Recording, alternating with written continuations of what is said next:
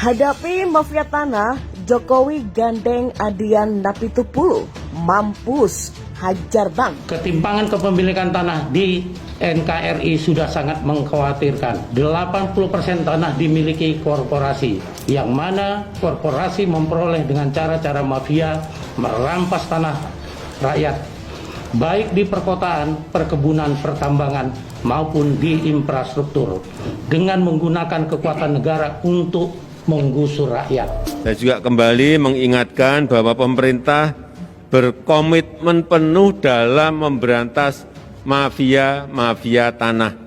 Kepada jajaran Polri, saya minta jangan ragu-ragu mengusut mafia tanah yang ada. Jangan sampai juga ada aparat penegak hukum yang membackingi mafia tanah tersebut. Perjuangkan hak masyarakat dan tegakkan hukum secara tegas. Membangun negara bukan cuma omong besar. Membangun negara butuh kerja besar. Membangun negara butuh fakta dan kenyataan, bukan menebarkan hoaks bagi rakyat. Kalau kemudian dikatakan bahwa anti asing, dukung Jokowi mengambil alih Freeport, dukung Jokowi mengambil alih Newmont, dukung Jokowi mengambil alih sumber daya alam kita, berhentilah membodohi rakyat. Mungkin tidak pemerintah menyusun anggaran sendiri. Tidak mungkin anggaran pendapatan belanja negara disusun bersama-sama Presiden dan DPR. Jokowi disalahkan. Jokowi cuma menerima akibat dari keputusan-keputusan masa lalu. Satu persatu kita buka. Anggaran HAM, penculikan aktivis dan sebagainya. Bukan Jokowi pelakunya. Bukan anak menteri, bukan anak bangsawan, bukan anak pejabat, bukan anak jenderal, bukan anak orang kaya.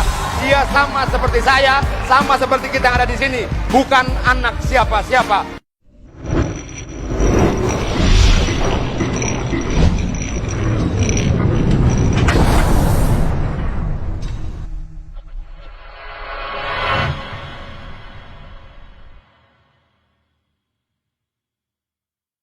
Ya, beberapa waktu yang lalu Jokowi sempat mengadakan reshuffle pada dua kementerian, yakni Agraria dan Perdagangan.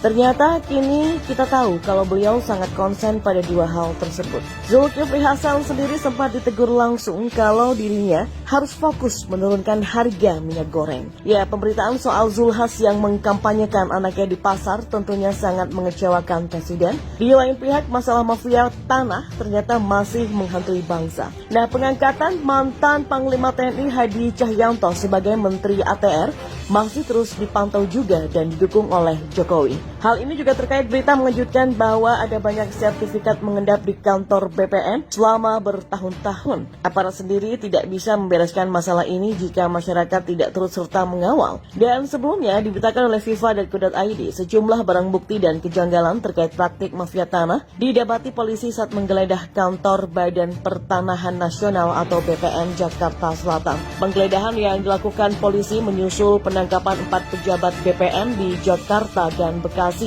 kemarin. Hari ini kami melakukan penggeledahan, ternyata kami temukan sertifikat yang seharusnya sudah diserahkan dari 3 tahun yang lalu, tapi ternyata belum diserahkan. Kata Direktur Reserse Kriminal Umum Polda Metro Jaya, Komisaris Besar Polisi Hengki Haryadi kepada wartawan. Nah, mantan Kapolres Metro Jakarta Pusat itu mengatakan ada pergeseran modus kejahatan yang dilakukan oleh pelaku.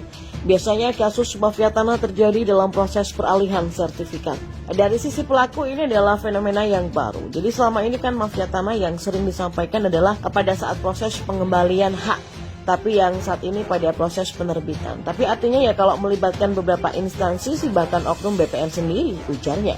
Nah, sadar bahwa musuh yang dihadapi di bidang agraria tak main-main, Jokowi akhirnya memanggil Adian Napitupulu untuk ikut serta menyuarakan hal ini. Mantan aktivis 98 tersebut memang sangat lantang mengungkap kebenaran sekalipun menyakitkan. Adian dulu juga sempat menyebut bahwa staf khusus presiden seperti pajangan yang makan gaji buta. Belakangan memang ada konflik kepentingan dan bisnis yang membuat 2 staf khusus mengundurkan diri.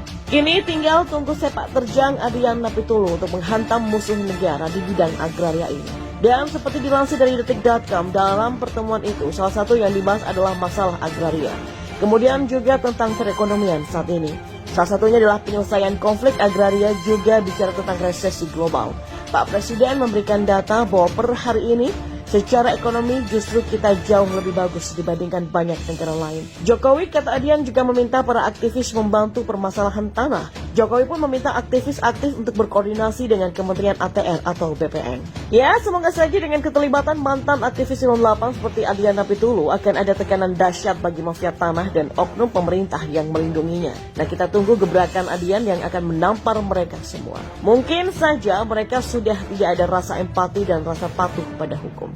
Maka saatnya teguran keras harus dilayangkan. Bagaimanapun masih mending staf khusus yang makan gaji buta ketimbang oknum pemerintah seperti BPN yang makan hak rakyat. Mafia tanah ini sangat mengerikan. Sebagai contoh saja, sekelas TNI yang ditakuti oleh mayoritas masyarakat saja berani dikadalin sama mafia tanah, apalagi rakyat kecil. Logika sehat berpikir, lahan milik TNI Angkatan Laut seluas 32 hektar di Kelapa Gading Barat, Jakarta Utara saja berani mereka embat, apalagi tanah orang biasa. Jadi hebat sekali para mafia tanah di negeri ini. Masa markas TNI Angkatan Laut bisa dikadalin sama mafia tanah? Para mafia tanah berani pasang badan menyasar institusi TNI. Dan menurut Komandan Pusat Polisi Militer TNI Laksamana Muda Nazali Lempo, mengungkapkan lahan TNI Angkatan Laut itu mulai diklaim sejak tahun 1996. Dan saat itu lahan ini digugat oleh 7 pihak.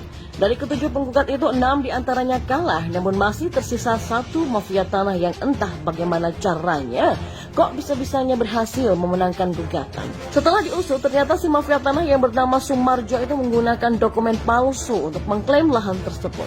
Hal ini dibuktikan lewat pemeriksaan yang dilakukan oleh Latkrim Puslap 4 Barreskrim Polri.